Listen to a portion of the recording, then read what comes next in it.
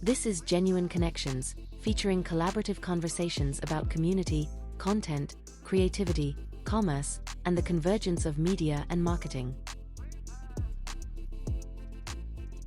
Hi, and welcome to episode 8 of Genuine Connections. We are making lots of connections and rolling right along.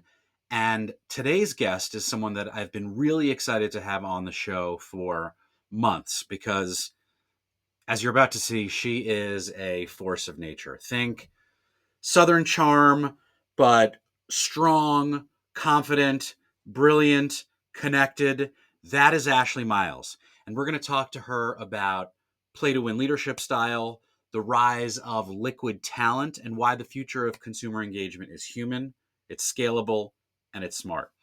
Ashley goes back in the publishing and media world and knows all about content and connections as well. She's part operator, part visionary, maybe even part cowgirl, but she's all in on helping companies grow smarter, faster, and more human with her company, Franklyn West. So let's learn more about what they do, who she is, and where she's going to lead us over these next few minutes of conversation. Ashley, welcome to this episode of Genuine Connections. I am so grateful that you are here. I'm excited to talk with you. Thank you for having me, Matt. I love you guys. You're some of my favorite friends in the industry. Happy to be here. Well, thank you. And I already love that you're bringing your just world famous energy and enthusiasm and positivity. So if we can keep that going for the next 25 to 30 minutes, I think the entire audience and community that we have who's listening will not only learn something, but just have a smile on their face. So you ready to I jump love in? it. Let's do it. Okay. So I know, I mean, you're one of my favorite people that I've met in the last few years, but I didn't realize just how deep your experience and expertise went because we kind of danced around that same dance floor for a while. You've worked with huge publishers, you scaled Refinery 29, I mean, in an amazing way, and now you are leading the way with Franklyn West. What's driving your mission to reshape how companies grow? Let's start there. I think what keeps me up at night and has really kept me up throughout my career is problem solving and adding value and leaving companies better off than when we started. For me, it's all about incrementality, making impact, driving revenue, building teams. It's always been about how are we infusing momentum within incredible brands to help them be as successful as possible. So throughout my career has really been about helping disruptor brands grow and scale into 9-figure plus billion-dollar businesses, whether that was through acquisitions or just scaling them to their full potential. And 5 years ago, felt a burning desire to make a much broader impact in the business community at a time when we needed it most. Disruption is here. The stakes have never been higher. And there's 3 key pain points for C-suite leaders. One is innovation never sleeps. So we all feel this in our businesses every day. We have to be working faster, smarter, keeping our companies on the forefront of innovation and growth. The second challenge we see with our C-suite leaders is CEOs expect faster results, stronger results, faster with less resources. So this keeps coming up. And the third pain point is we have old playbooks, but new problems, right? Old, working with traditional consulting firms or big ad agencies. But we have new problems. We have to think and work differently. But at the same time, we have a growing fractional workforce of top MVP talent like Laura Mullen, former president of NBCU Ad Sales. Babs Rangaya, incredible Rich Sobel, Lana McGilvery. I mean, incredible talents that want to build portfolio careers of work instead of working at one company for 5 years at a time. So we've built Franklyn West to really be a plug and play of liquid MVP talent and tech, new AI solutions that blends with the company's full-time rock stars to solve problems faster and smarter.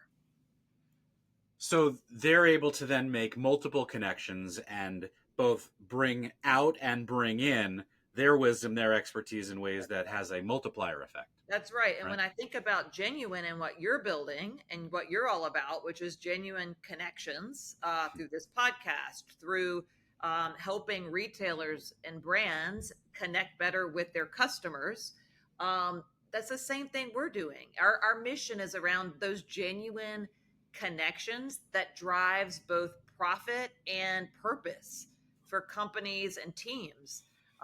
We recently built a 9-figure new revenue stream for a retail media network that's now at going to be at 250 million this year. In the next 3 to 5 years, $1 billion brand new high margin revenue stream for a Fortune 50 retailer.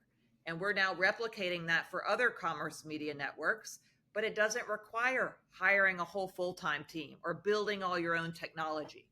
We're taking the best of what you have internally and pairing it with liquid resources to help you grow and scale faster and smarter and more sustainably.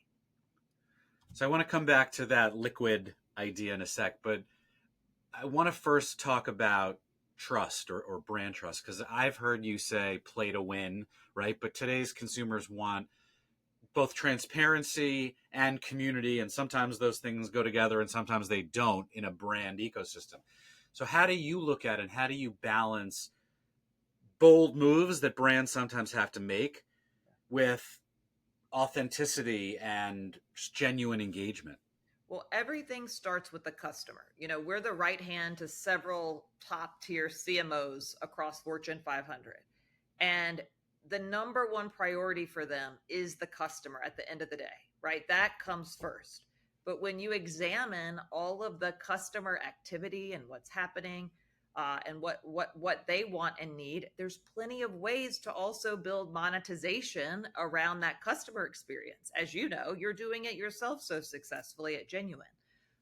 So I think the number one priority is the customer relationship, building trust and relevancy with that customer. But if you think there's not a boatload of monetization around that customer journey, then you're asleep at the wheel. As I look back to kind of the evolution of the ways that consumers and customers engage, from pre-social to those social days, right? When I was building an agency, and we were among the first to work with Refinery 29, actually, which is a business that you built into this powerhouse. I wonder, as you look back, like, are there things that you've learned about building modern, mission-led brands that actually grow? Like, are there through lines and threads that are still consistent? The number one thing is you have to be willing to say no to deals that aren't good for you, to relationships that aren't so going back to what is our mission. So in terms of building mission driven businesses, we're driving purpose and profit. In order to do that, you have to understand and fully believe in your mission and what that means to your end customer, and be obsessed with that. Now, through that relationship, you have to understand what does not serve this business, what does not serve this mission and this customer. And in that case, you have to be willing to say no to, in some cases, multi-million-dollar deals where maybe the brand is not in alignment with your business. But when you do say no to the hard things that don't make sense, trust me, it's very painful at first, right? Leaving money on the table. You need courage and fortitude in ways that not everyone inherently has. But guess what? When the brands and leaders who are right for your business hear that you are willing to say no to the things that aren't, they're going to do more work with you.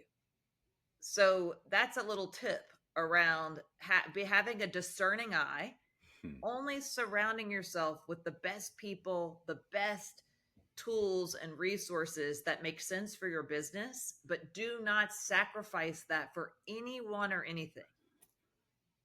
And based on what you were talking about earlier, like, you built Franklyn West on this not so radically, but certainly modern and important idea of the liquid talent, a liquid SWAT team. I don't know what you call it or how you've marketed it, but it started in and around the pandemic. Is that right? Yep. When folks were, leaving the workforce and looking to work differently.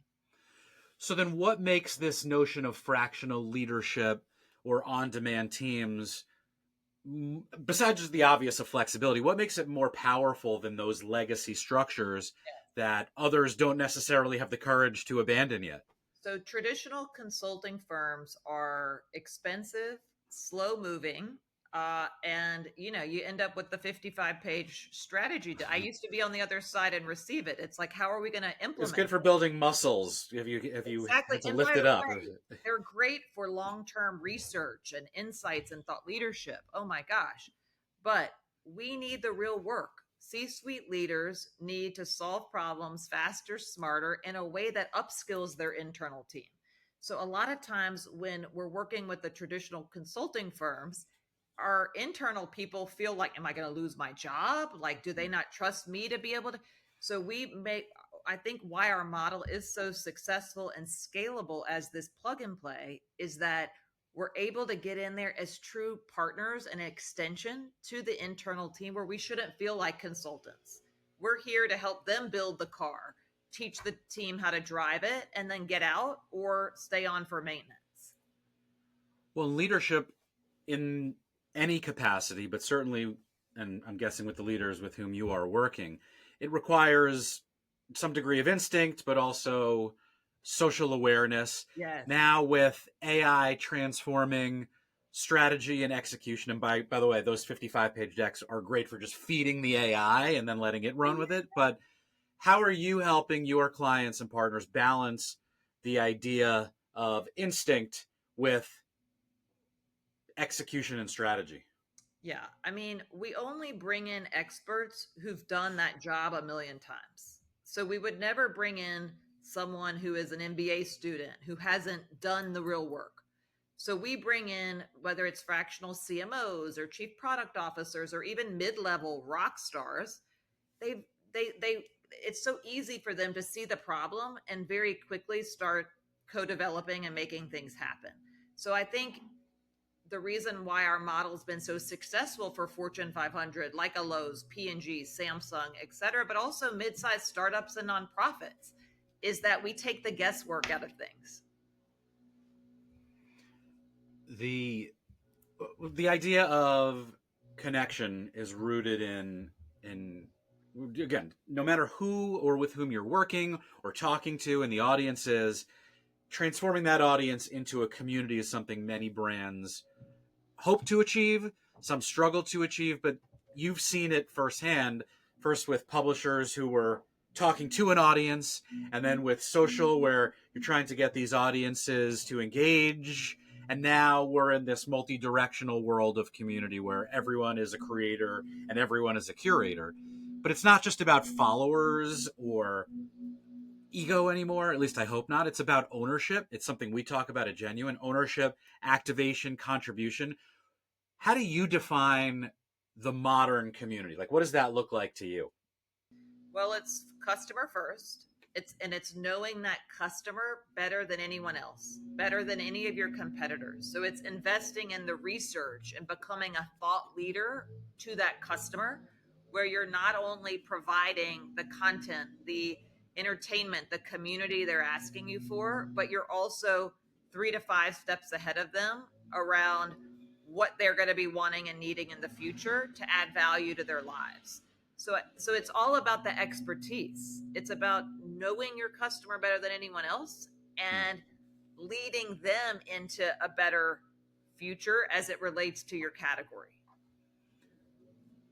And I think one way that we're kind of all leading each other, both brand leading consumer and in some cases consumer leading brand, is, and it's an area that we're all in on, it's, this video and brand owned experience concept.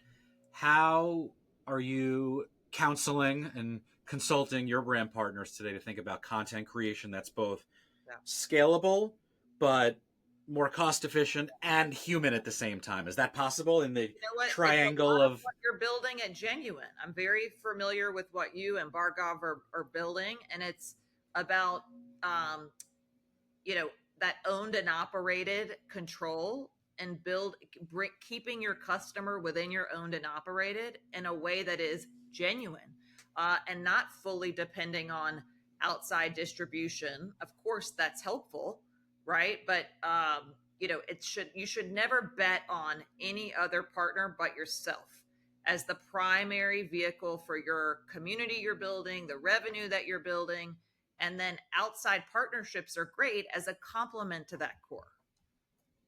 It's such a good reminder, because I think we all get sometimes lost in the need to sell or partner or collaborate, but internally, as alignment and clear vision become the North Star for any company, That's right. it's, if you're not aligned, then how can you possibly work with others or sell to others or get them? Your company alignment and relationship with your customer is your core foundation. No one loves partnerships the way I do, right? I'm not saying that's not a good thing. I'm saying I love partnerships, but I'm saying it is a beautiful complement to the core business that you are building that is fully sustainable on your own. And I think we all work with companies that want results like yesterday. Yeah. What's the advice that you give to brands that want to move fast but also want meaningful long-term engagement and realize that it doesn't always happen overnight? Right. I would say short-term wins while you're building a long-term sustainable business. So you don't want rapid growth yesterday. You want a lot of short wins consistently so that you're communicating that up to your board members, to any of your stakeholders. But then you wake up 2 years from now and you've built a 9-figure brand new revenue stream. So these two things have to happen in tandem. If not, you're just building for the long term and your stakeholders are saying, where's the proof points here?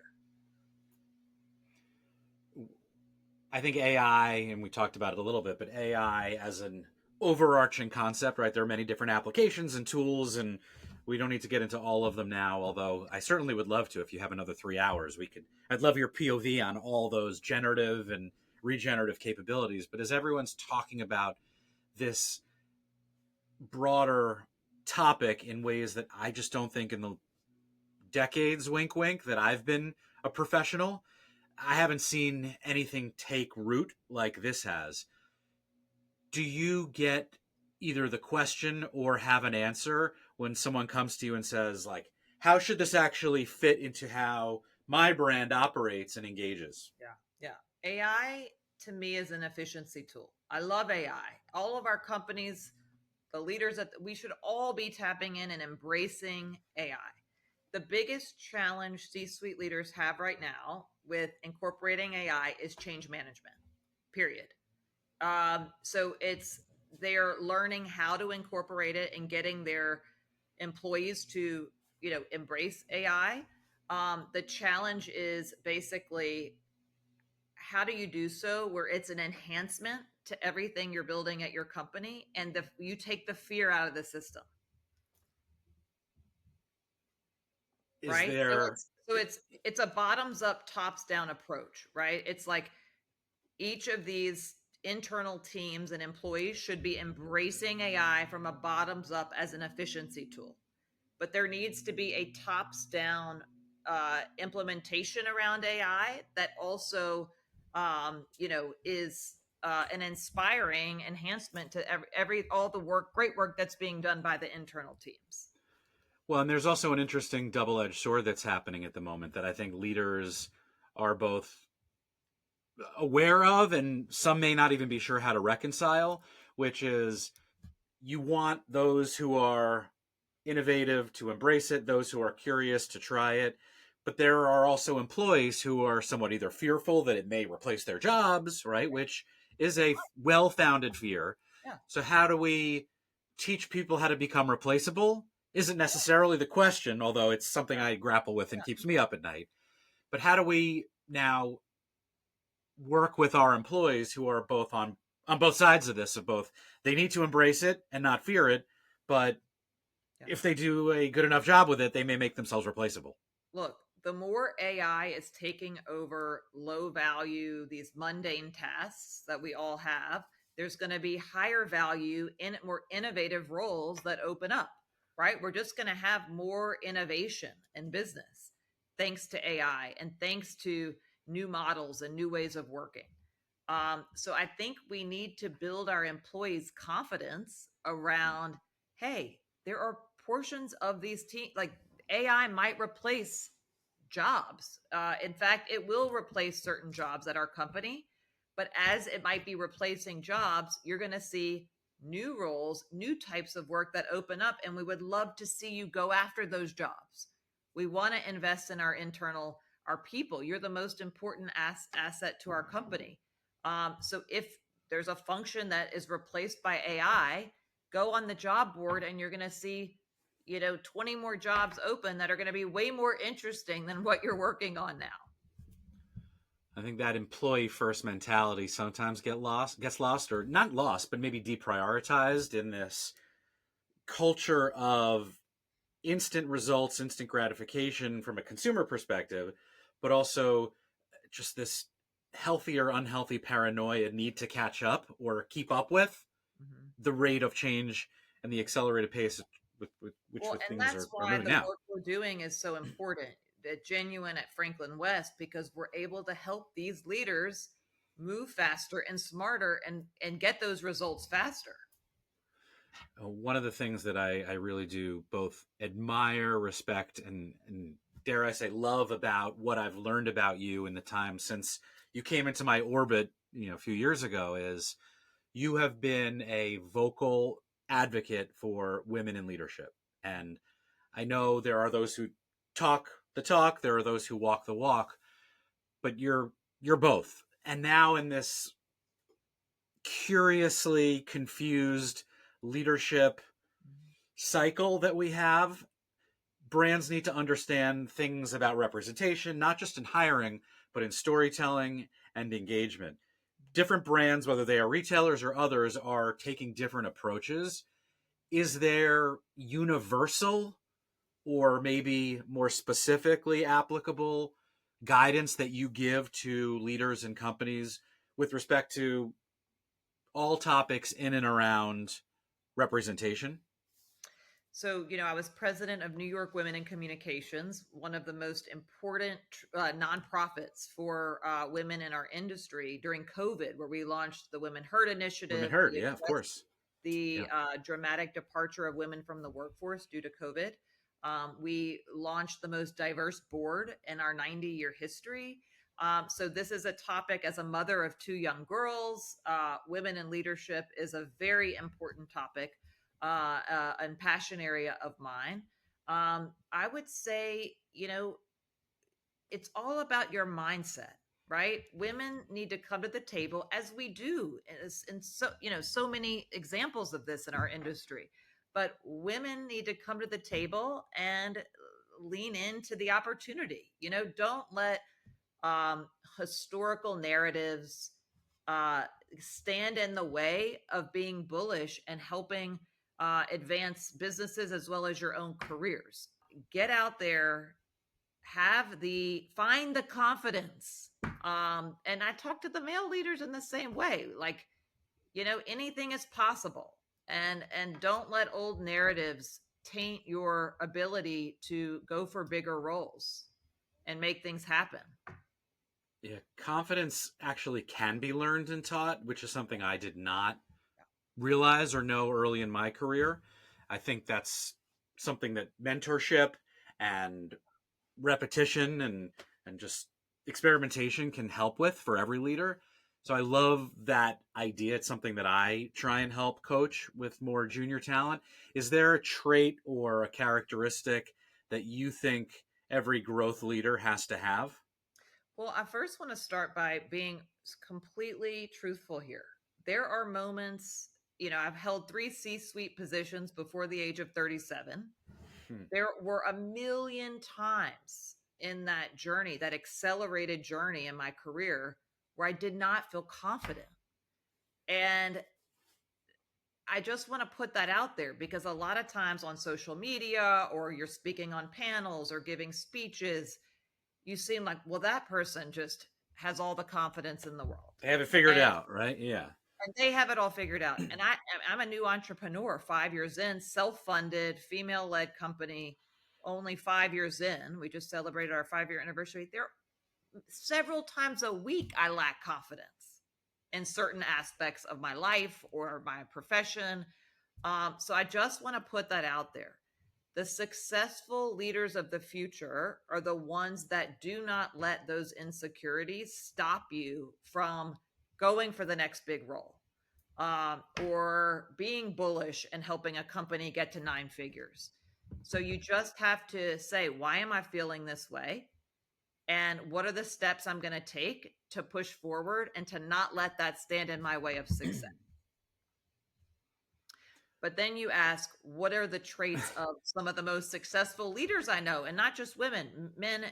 Sure, yeah. A trait or characteristics that every growth leader has to I would have. say some of my most successful clients, let me think about it through that lens, which again, I work with a ton of CMOs, especially. They are bold in their vision, but they're not afraid to go make those things happen, even if it puts their job at risk. I'm thinking of the fearless Marissa Thalberg or Carla Hassan, or, oh my gosh, there's so many of them. Alicia Tillman, right? They are bold in vision, but they're not afraid to roll up their sleeves, bring in the expertise if they don't know how to do that specific thing, if that's not in their course, and they're going to go make that happen regardless. And those are the leaders we like to work with because they are daring and they are pushing this industry forward. Is there an undervalued trait or characteristic, whether it's in the marketing ecosystem or just in more, in general in business, that you'd like to see cultivated or celebrated in ways that may not be? Integrity. Yeah. I think being a good person, a good human being, and bringing that into the workforce is the most important thing any responsible adult could do. And we've all had moments of not making the right decision, or not being the best boss, or not being the most empathetic. I've had plenty of those instances early in my career. I'm young, I'm doing what I think I'm supposed to be doing. And then you wake up at 42 and you say, oh my gosh, I want to be an amazing human being and bring those values, bring integrity and loyalty and respect into the workforce to as many human beings as possible. We're all flawed, and that's okay. And we shouldn't have shame in anything we've done in the past that wasn't high integrity. And I'm certainly not saying this to make anyone feel bad about themselves, but I think especially a C-suite leader now has the responsibility to figure out, who am I as a human being and how am I bringing more integrity into the business community, period. Well, that is about as genuine an answer as, you could possibly get. And how old are your kids? 13 and 8. Oh, okay. So I have a 14 and an 11-year-old. I was talking with my 11-year-old daughter, who is asking me, like, I don't know if it was like a homework assignment that she had near the end of the year, but it was like, how would you talk to your future self? And your parent, how would they talk to your younger self? What do you think your 13-year-old self would say about what you're doing now? Would they be surprised that this is where you've ended up? She would be so proud that I have figured out how to bring profitability and success together with purpose. Early in my career, it was hard charging, all about revenue, results, growth at all costs. And that's not good for anybody. I mean, it's good for your board members, your bosses, right? Certain stakeholders, sure. Yeah. Yeah. I mean, they love you, right? But the big opportunity is, how do we bring our values and purpose-driven leadership together with driving profitability? That is what I think I'm figuring out. Certainly not perfect, but I think my 13-year-old self would say, hey, you're onto something. Well, I'm glad for both her sake and your sake that you've pursued what you have and that you continue to lead in the way you do. So I guess a final question. Hey, by the way, what would your 13-year-old self say to you now? I'm just curious. I don't think he would understand what I do because my 13-year-old self was very ambitious, yet very focused on a career path that I ended up not choosing, which And is a what was story that? for What was another that? time. But I wanted to be a sports agent. I was infatuated with and knew I could never be a professional athlete, but I thought this was the next closest thing in terms of how I could achieve some level of success. But interestingly, as I grew, what I learned about various industries, including that one, it didn't really pique the interests and ultimately align with the skills that I built or the interests that evolved over time. Right, right, And I right. think listening to myself, I think 13-year-old me would have been proud that I was willing to adapt, but also been like, this is where it ended up. Interesting. Okay. Like Hey, a little I surprised. could see you as a broadcast journalist. Just saying. Well, that would have been another route to maybe get into either, I mean, whether it's sports or whatever it is that broadcasters are covering. Uh, I That's interesting. I maybe that's a compliment. I'm not entirely sure. It depends on the integrity of the people who you think of when it comes to broadcast journalism, right? I love it. I love it. So, okay, so I want to wrap with kind of a takeaway as our listeners have gotten to know you, and many of them probably already know you because who doesn't know you? But if you were going to leave our listener in general with a clear idea for driving growth and connection in this semi chaotic landscape, something that we haven't talked about yet, is there one clear idea or advice that you would want to I impart would before we say go?